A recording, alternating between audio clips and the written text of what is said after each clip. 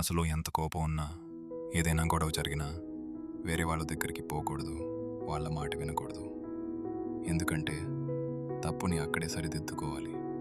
ఆయనే నీ మనిషి, ఆమె నీ మనిషి. అంత తేలిగ్గా వేరే చోటికి వెళ్ళగలిగితే నీ ప్రేమకు సరైన అర్థం లేదు. చేతల్లో చూపించకపోతే ప్రేమకు విలువ లేదు. రుజువు లేకపోతే నమ్మకానికి విలువ లేదు. మారుతావని చెప్పకపోతే క్షమించమని అడగడం వ్యర్థం.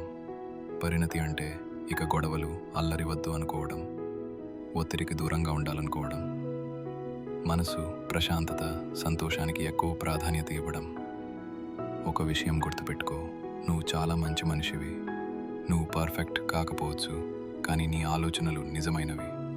నీ మనసు స్వచ్ఛమైనది. నీ దగ్గర ఉన్న ప్రేమను నువ్వు పూర్తిగా ఇస్తావు.